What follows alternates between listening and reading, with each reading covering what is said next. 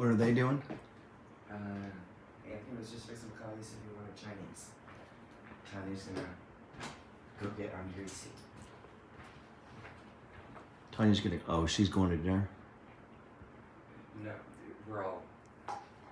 Well, huh? We're all greasy. Oh, greasy. Yeah, let me put some earbuds on. Hopefully, people can hear me. I'll wait to. Okay. What's up, guys? I'm not gonna be long. I'm just practicing something. I wouldn't have started. I didn't know when you guys were gonna get here. Hey, let me know you guys can hear me. YouTube. Let's take all this down.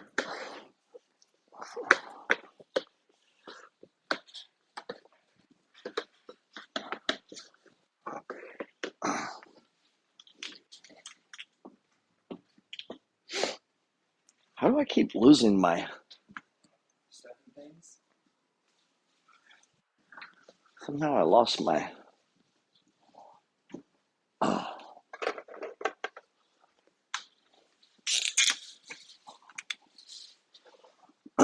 So I did a little thing where I talked about being a millionaire in 8 years. And over here we talked about the 10 what did we have? Oh. It was we talked about the 10 pillars. We won't go back into those. And then 9 thoughts, because these were super important. Hopefully everybody can hear me. We got 25 on here.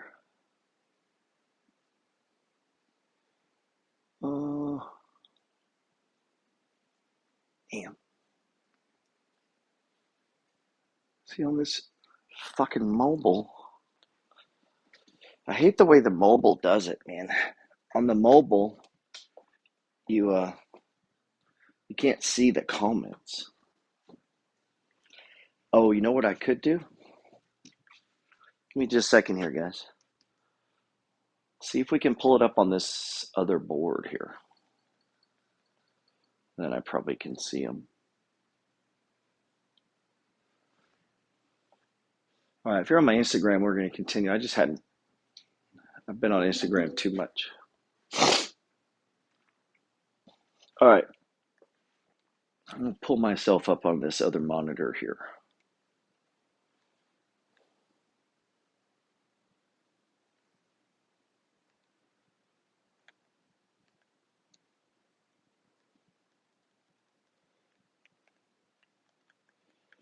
Now when I put in Gerald Peters' Geography by Jeff comes up.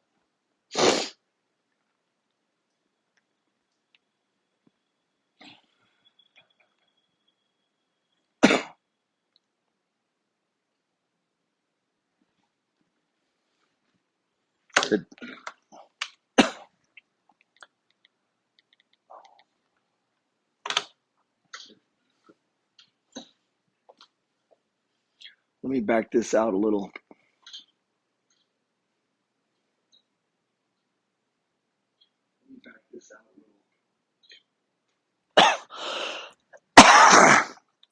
All right, we can hear. And I still can't see the comments.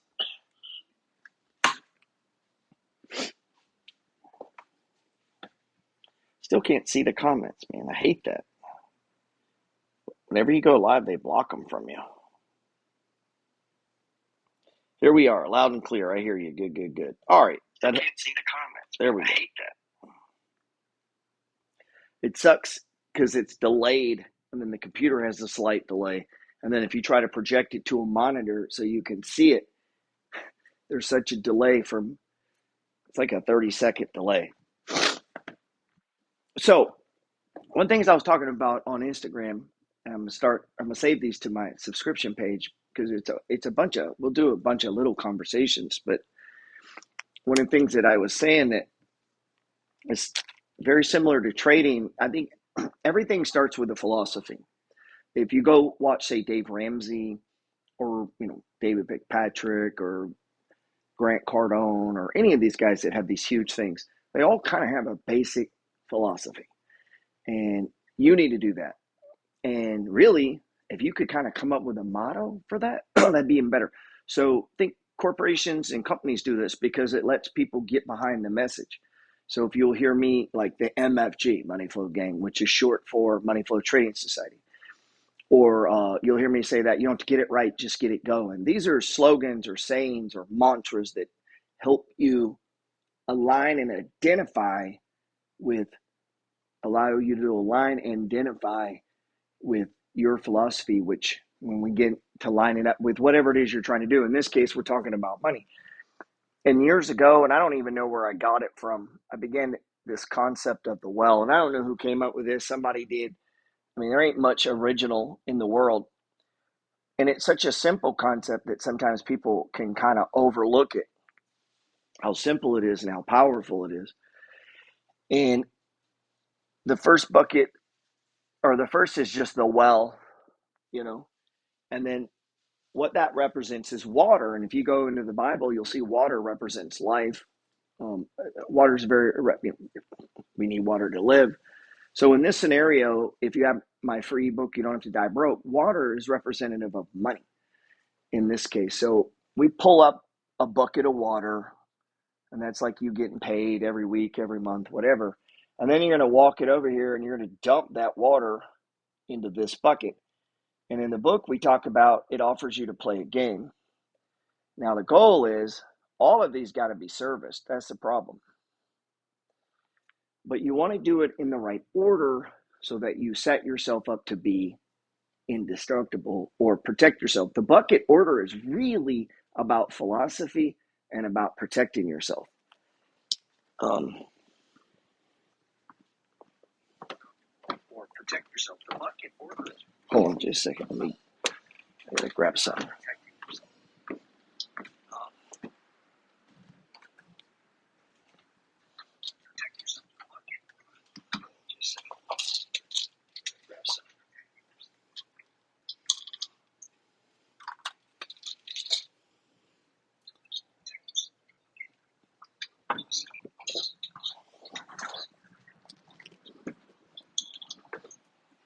Yeah, you hold the camera, bro.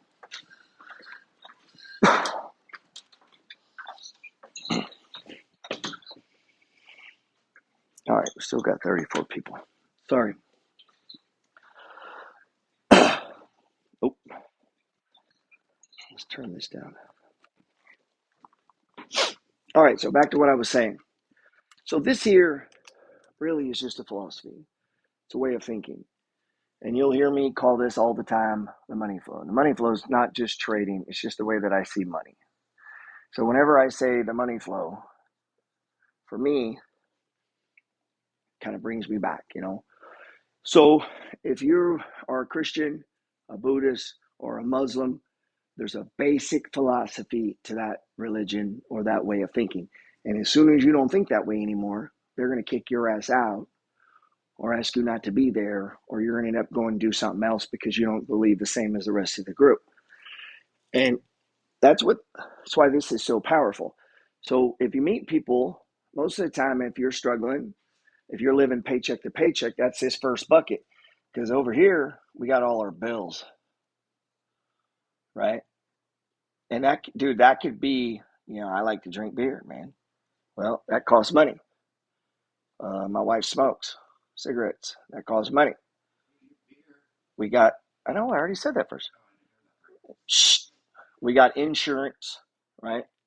We got mortgages. We can just go on and on. We got kids, right? All that is going down in here. And this is your checking account usually, okay?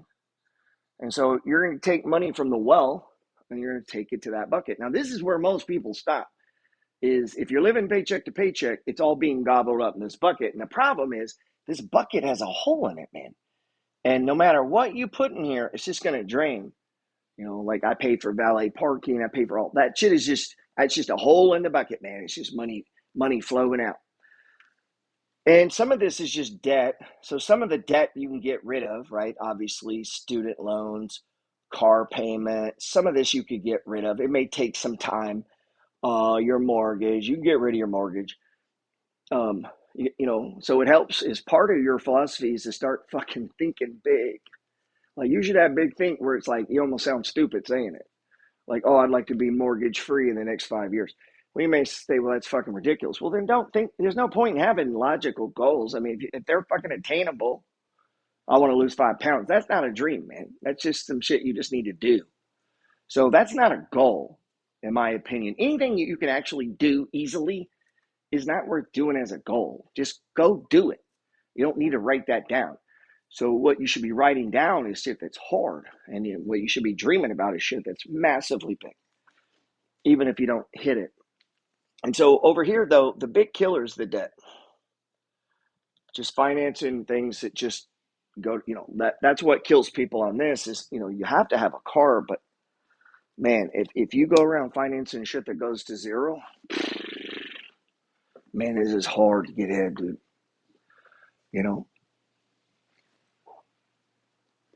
We'll take my wife's brother. He just bought a brand new truck. Oh, 6 months ago, he bought a brand new motorcycle. The grand total of these comes to about $75,000. He makes about $75,000.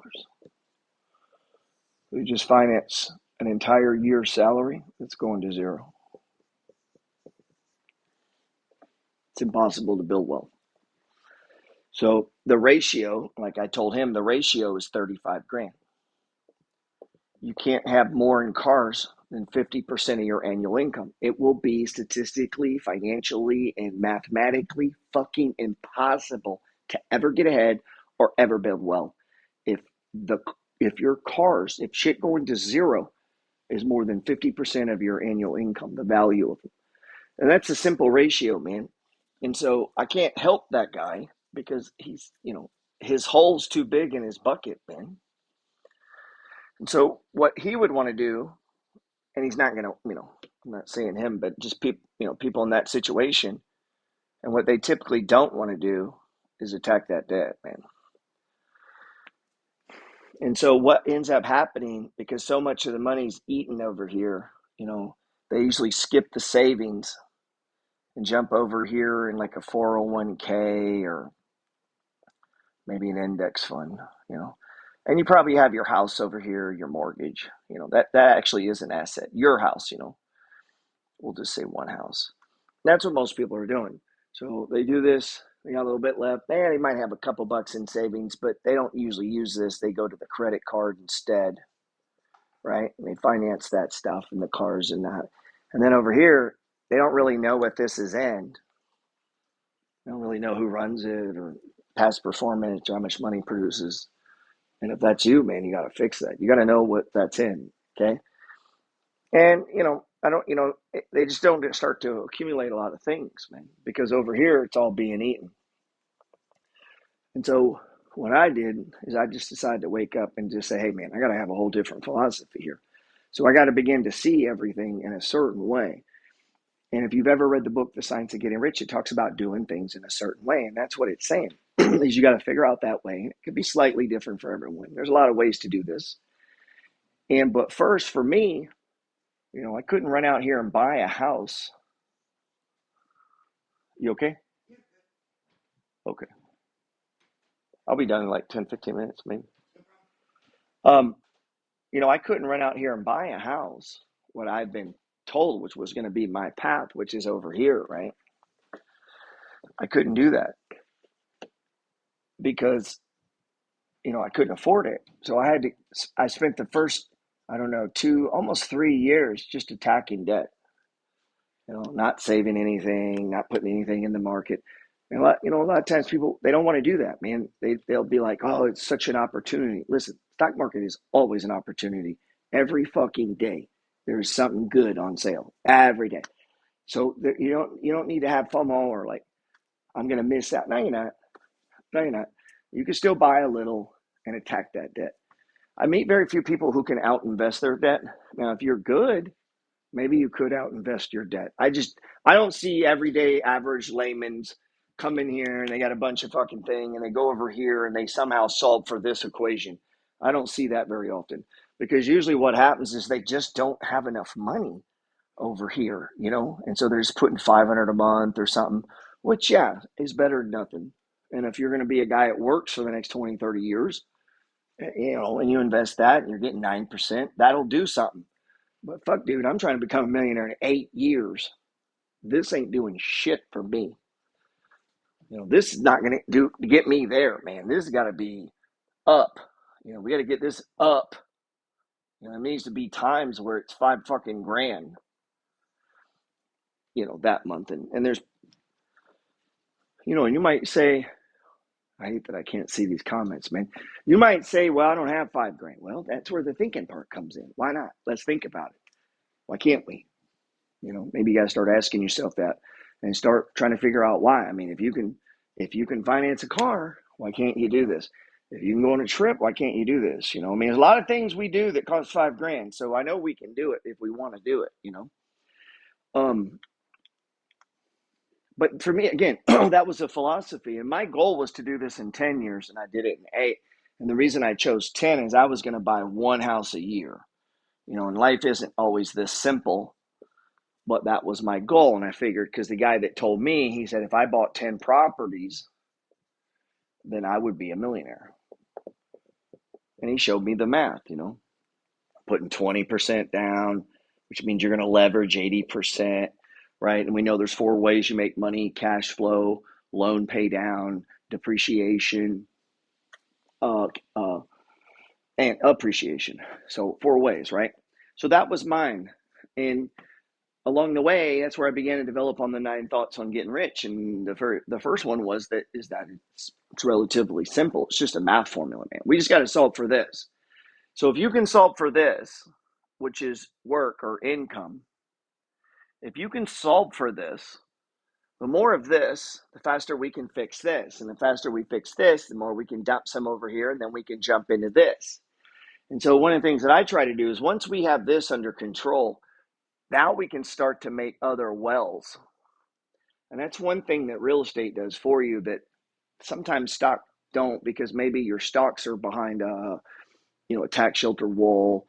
I have all my dividend stocks behind a SEP IRA and an IRA because I'm self-employed, because I don't want to pay taxes on that shit. So I try to, and again, that goes back to philosophy, right?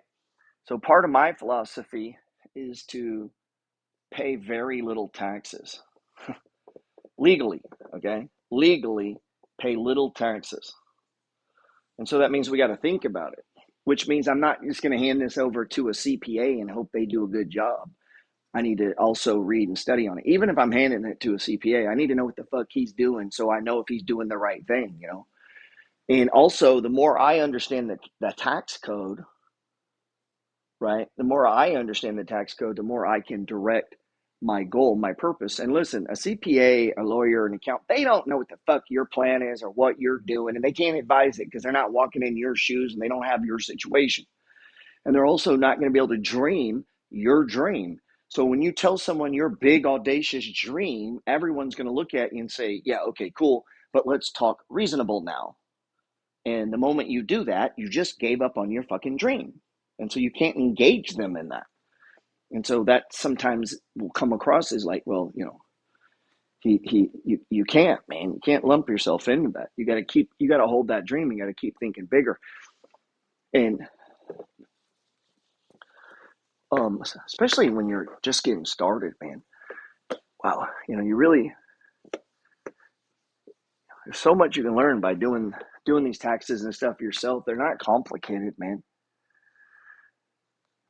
So in a perfect world, we'll write this out, what this would look like.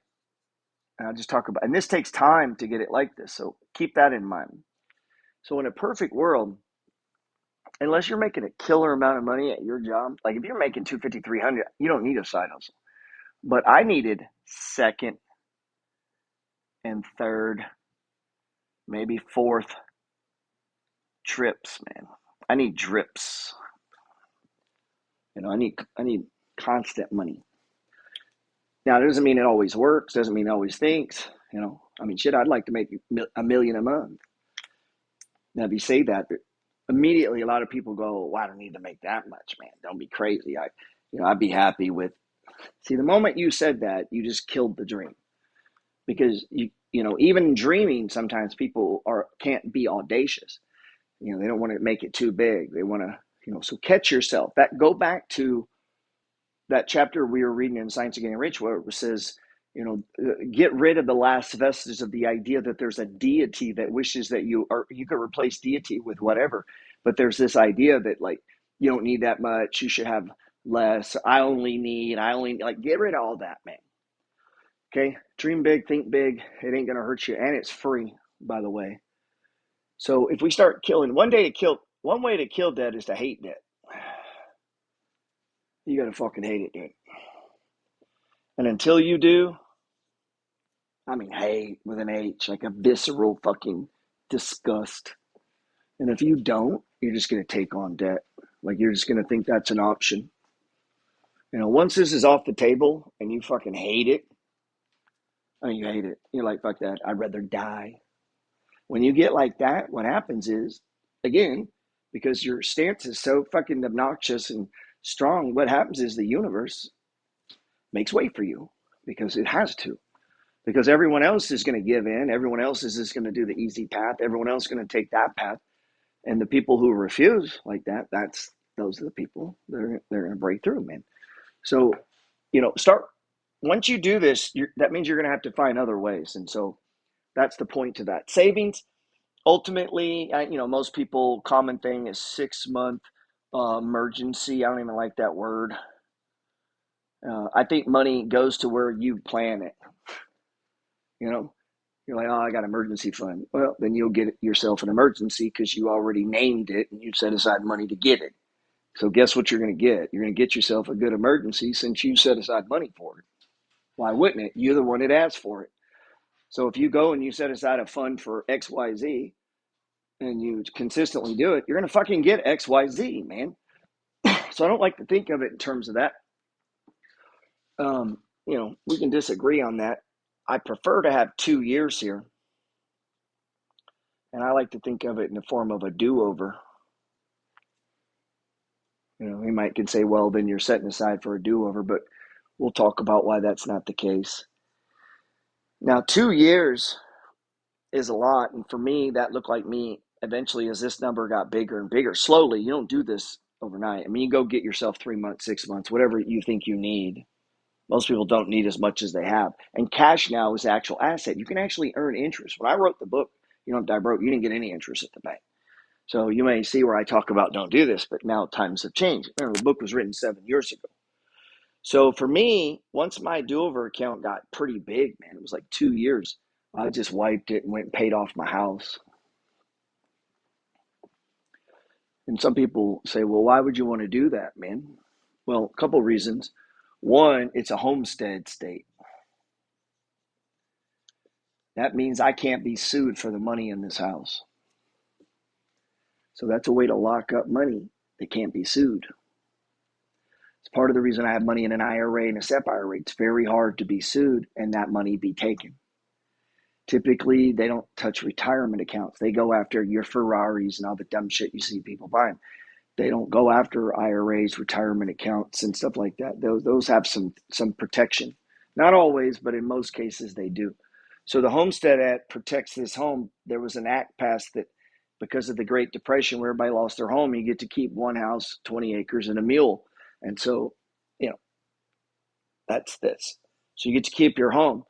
So if I did blow out and I had to do over, well, I could just go sell this house, get myself $500K, and go start over. And also at this way, my do-over account's going to appreciate, right? I get to enjoy it and live in it, and I get the benefit of not having a mortgage. And since I don't have a mortgage and I don't have any debt, now remember, this is taking time. So there's no car debt. I paid off my wife's student loans. That was fucking 40, 50 grand 30 years ago. She had a master's degree.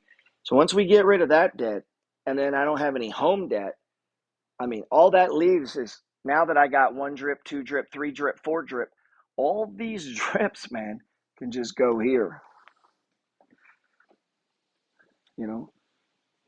Making it so that I can live on 50% of my income. And when I say that, people are like, man, how do you do that? Well, I ain't got no debt. I ain't got no fucking house payment. So my beach condo, no house payment. You know, property in Texas, no house payment. Now I didn't do that overnight. You know, it took time. That took about 5, 6, 7 years. But what that's done is because investing is for a lifetime. When you're young, you see everything small. So this guy will keep his debt, keep his loans, keep his car payments, keep his house payment, and he's over here throwing, little baby money over here, man. He's over here throwing little baby money while keeping all this debt. If he goes and adds up the fucking interest over here and all the lost time, man, you start thinking about time, dude. I mean, if you pay on this shit for 10 years, think about the time if you could have invested that into assets that are growing at 10, 20, 30% a year. So this is the destructive power. I mean, a car payment, once you know what I know, is $1 million when it's invested. $1 million. And I get it. Sometimes you got to have one, but not if you refuse. If you get so goddamn mad at God that you're like, man, I refuse, man. I'm not living like this. You got to give me a different standard, man. Like you just got to elevate it and raise it and change your beliefs. But if you don't hate debt, you're just going to have more debt. I mean, you got to hate it, man. You got to get a little sick when I fucking hate it. People tell me they're debt. I just want to puke. And so what that allows me to do is not take debt, man. Unless that debt's paying me some money, I don't want it. Now, sometimes on a car, it can make sense because, you got to get to work. You're going to have to make sense of that, man. I don't know. It's not worth it if it keeps you poor, though. So you got to figure out some way around that. I mean, I got a buddy with a $70,000 truck. That's what he needed, a 70 fucking grand truck, because a $30,000 truck wouldn't have done it. And so that's just dumb. I mean, it's just fucking dumb. So he's never gonna have money over here, and he's gonna be like 60, fucking broke. Having to vote for someone that's gonna help him out, man. And that's not what we want to do. So, I'm repeating that because we gotta have a philosophy that the way we get money over here is our money. I'm not looking to do other people's money. I get that OPP. I get what that means. But for me, what that means is, I put my money down and then they give me an asset that's worth a lot more. So this here is other people's money. This here is my money. So I'm invested 20%. They're invested 80%. Even in this scenario, they're taking the biggest risk.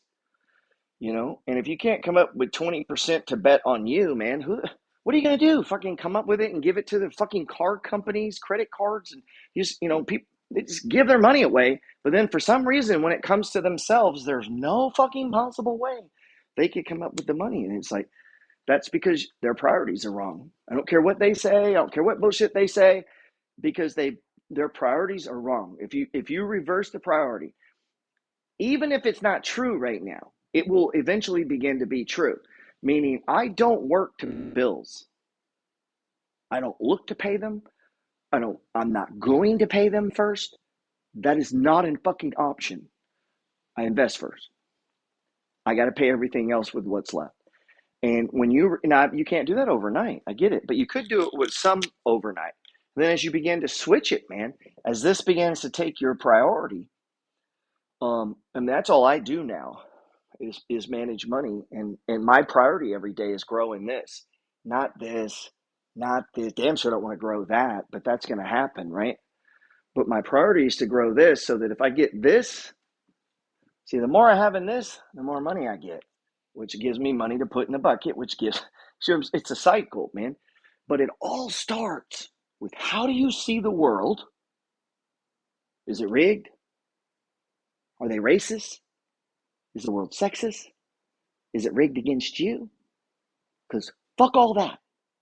That doesn't apply to you. You got superpowers. God is emboldening you. He's giving you everything you need to be successful. Don't lump yourself with all that bullshit. Don't take on anybody else's shit, man. Don't do that, man. And I don't make enough money right now. But the moment you switch that and say, right now I'm not making enough, but I'm looking at doubling my income right now. Just start saying that, man. You start to say it, it starts to kind of become true. You can't walk around just saying shit without it. Either you're fucking delusional or people start to believe it and change things. Like try it. Just walk around and say it. It is true. Like you can create your own truth. But you got to push it. But you can't do that if you're constantly reiterating these negative things over and over. Oh, it's a bad day trading. Fuck that. It wasn't a bad day trading. Stop saying that. It was a good day trading. Oh, I lost money. Good. That was fun, man. At least you had the chance. It wasn't a bad day trading. It's never a bad day fucking trading. There's never a bad day, man. And it's a super important, it never, like, in a lot of times when I'll talk with people, like they'll show me some stocks and they immediately tell me how much they're down. And it's like, man, why would you preference that? I never would lead with that. Oh, I own this business, but we're down big time. Nobody talks like that actually owns a business. You would never go to a cocktail party and they say, what do you do? And you're like, oh, my family owns 3M. We're like the largest shareholder in 3M. Cool. Oh, but we're so down. Oh, we're down. They wouldn't do that. Nobody rich talks like that. Poor people lead with that bullshit, with how much they're down. What is like, don't do that. Don't do that. Don't lump yourself in with that. Don't lump yourself in with poverty. That's why I push back on that all the time, because get that shit away from me. Now, get the fuck away from me with that. I'm not lumping myself in with that bullshit. The market is here to bless me and to make me rich, and it's for me. God created the goddamn stock market for me. Me. And when you begin to see it, that I'm going to use it and fucking abuse it, and I'm going to get rich. And when you begin to act like that, man, act like it with some fucking authority. And if I'm down in a stock, I'm not telling you. It ain't none of your damn business. It's my business. Like, I'm the one building it. I'm the one with the portfolio. I'm not going to walk around telling everybody that shit. I'm going to what? Add on stage ones, build it out, put a little confidence in your portfolio. Here's an idea. Stop talking bad over the companies you own. People do that. Oh, this stock, I'm about tired. Well, fucking sell it then. Fuck, man. If you're going to walk around talking bad over your stocks, get rid of them. You don't even deserve them, man. Imagine you were playing on a football team. You guys start and you just walk around in the locker room talking about how shitty you guys are and how many games you've lost. That's not motivating anybody. So begin to think of that. Take pride in your portfolio, man. Trading's one thing. I'm talking about in your investments. Take pride in them. Understand what they are. Go read on them. And don't talk like that. And whenever they come down, that's just opportunity for you. And I know most of you know that, but pay attention to the way people talk. Stop letting them do that, man. Think positive. And, I see it all the time with real estate. Prices are too high here. No, they're not. Now watch. We got two people. This guy, prices are too high here. No, they're not. Yes, they are. No, they're not. We both said it's free. It's just free. Well, I can't find any deals. I can. Well, how can you? I don't know. I just believe I will if I go look. If I go look every fucking day, if I ask, if I pray, if I look, if I keep putting in, a lot of times I'll say, how many offers you put in? They're like 2. We'll go put in 50. Fuck, man. But yeah, it's going to require effort, man. And the same with trades. Like if you're days, you don't know until you do 100 trades. You shouldn't change anything. Do 100 fucking trades executed, and then decide, do I need to train something? Not day to day, trade to trade. You do it over a period of time. You have to see if your strategy is working, because you're going to lose about half of your trades. I put in 50 offers on a house. Maybe 2 or 3 of them come back. And out of that 2 or 3, we go walk them. We may end up actually negotiating, and out of that 50, we might get one, maybe. We might look at 100. We might submit 30, 40, 50 offers and get one. But every day I wake up, God owes me a house. There's a house out there for me, and houses are not that goddamn expensive. I say this everywhere I go. They're not expensive. You just don't make enough. Rephrase it. Oh, Joe, they're too expensive here. No, they're not. If you were a billionaire, they wouldn't be. You just don't have any fucking money. That's why they're expensive. So careful how you talk. So no, houses are not expensive. I need to make more money, man. And so, just change it. Like philosophy is super important. I'm telling you, if you walk around like this for a long period of time, the world and the universe has this way of just making it happen for you, finding you deals, setting up the stock things. All of a sudden, now you have the courage to buy the lows because you've transformed and you have this philosophy of fucking hating debt. You hate it unless it pays you money. You love investing. You love making money. You love having 2, 3, 4 drips, and you're on a path to do it fast, fast. 8, 10 years is fast. And if people say, "Oh, man, that's great," fuck those people. Fuck those people, man. Most of your friends are a waste of your fucking time and your family. They are not on this path. They are going to slow you down, and then they're going to come borrow money from you because you went fast. That's what usually happens, man. So today, anyway, I just wanted to talk. This is possible. Maybe you got to do 10 years, whatever. That's possible. And, we can get into like the math on that, and for me, I said at the beginning, it was one house a year, but I had to get rid of this debt so that I had money that I could put in savings in here. And if you don't do these buckets right, what'll happen? I see it all the time. When the COVID crash, people were getting out, selling their 401k, selling their investments. Why? Because they were all fucked up over here and they didn't have much saved. And so they had their buckets. If you got your buckets right, market crashes are just opportunities. If you ain't got no debt and you got money saved and you got money in the market, crash it. Let's do it, man. Because you're ready, man. You're ready to go. You ain't got one job. You got 1 plus 3, 4, 5 drips, man. So once you get this, and it takes time, once you're set up in this philosophy of understanding taxes, eliminating debt, building income, creating drips, doing this in the right order, don't start investing before it's time because you might need the money. I see them tell kids all the time, we want to get into a Roth IRA as soon as you can. That's not true. That may not be true at all. It depends on what your goals are. If your goal is to buy real estate, why the fuck are you putting money in a Roth? Because you can get money from the house to put in a Roth. See, they're doing it out of order because they're listening to an accountant or some fucking CPA or something who's told, you want to start early with a Roth. Okay, well, you're listening to a guy who's probably not a multimillionaire. So no, I would not do a Roth first. I would put money into things that are going to give me money, and then I'd take that money and I'd put that in the Roth. But I'd take all of my money and I would buy things that create money, instead of taking all my money and giving it to debt. And that's just a different philosophy, different way of seeing. You hear me say this all the time. I'm not using my money for that. Sometimes I have to. I have to use my own money. But it's a philosophy. And the more I say it, the less I have to use my own money because I'm speaking that into existence. So go out, man, and speak your world into existence, man. God wants you to have everything that you're capable of having. Hey, I appreciate you guys for listening.